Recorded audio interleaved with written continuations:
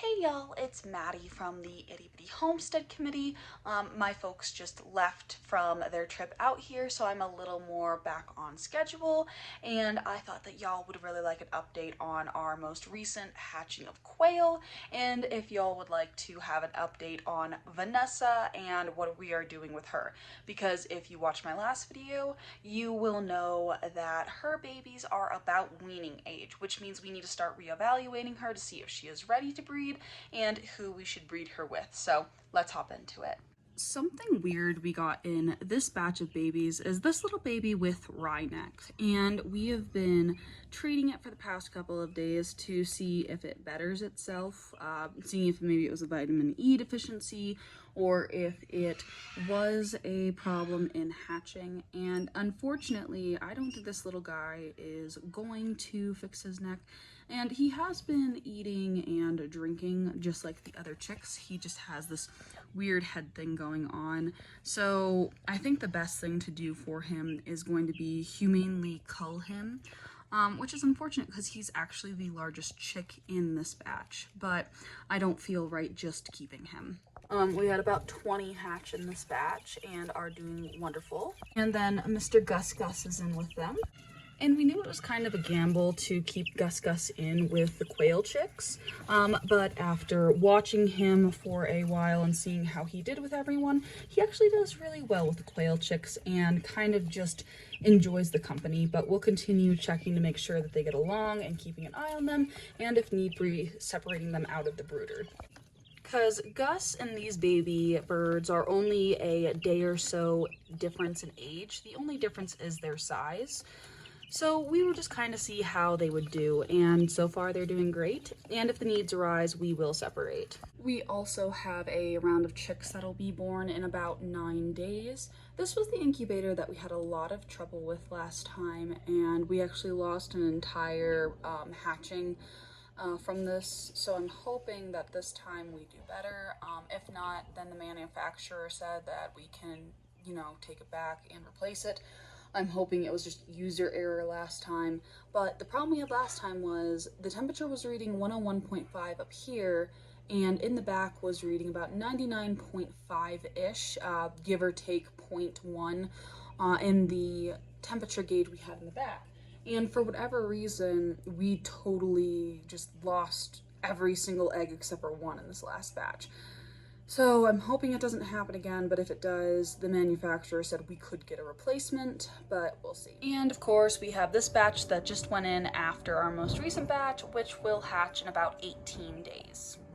Alright y'all, this is Vanessa, and if you watched I Teach My Mom How to Evaluate Silver Foxes, you will see that her babies have gotten quite big and that they are about weaning age, so it is time to reevaluate Vanessa and see if she is in the right stature and structure and weight to rebreed. And I just looked her over. She is back to her weight that she was supposed to be in order to breed her again, looking in amazing condition to breed her again. So she's actually the doe we're using to fix the fur in our lines right now, because with the boys, they're not exactly standing correctly and it's rolling back.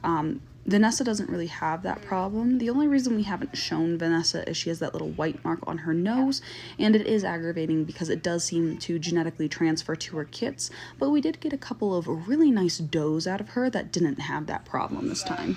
And Vanessa can kind of get aggressive sometimes when she's being bred, so we're taking them to a third cage that is neither the buck nor the does to kind of give them some middle ground where they can get away from each other and breed without too much aggression.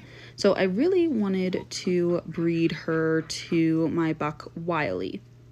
Though Wiley doesn't have the best fur quality, he does have the best body type, so I was hoping that his type would transfer over to Vanessa while Vanessa kept her really nice standing fur to improve those lines.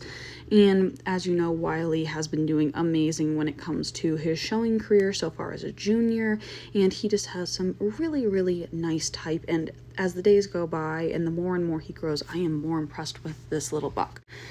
The problem we have with me being like, oh, I really want to breed him to Vanessa is He's still kind of a baby, and although he got kind of the general idea of what he was supposed to do, i.e., I can chase around this doe and we can breed her, he wasn't really completing the process. So as you can see here, we did not have any defined fall-offs. He was trying, and Vanessa wasn't being too horrible for him. She wasn't being aggressive, which is what we were kind of worried about. But we are having the problem with him still kind of being a baby, and I think also she was a bit big for him, so he was having problems just rearranging himself properly. So unfortunately, we will not be having little Wiley babies this time. So with Wiley not being able to completely perform yet, I grabbed Eduardo out of his cage. Eduardo, as you all know, has 2 best of breeds from our show in Durango. So he wouldn't be a bad choice as a sire, so to speak. It's just he wouldn't be as good as Wiley. He does have better fur type than Wiley does. His fur is more plush than Wiley's is. It has a lot better silvering, but his type is just not as good. But I will be interested in this test breeding just because if I can get some really nice animals out of this pairing, maybe I'll keep Eduardo around for a little while, because we have been hemming and hawing on whether or not we want to keep him. Not gonna lie, with this pairing I was kind of terrified that Eduardo wasn't going to do his job, because at first he was not interested at all in Vanessa, and in fact it was Vanessa who first found him and decided that she was going to, engage with him.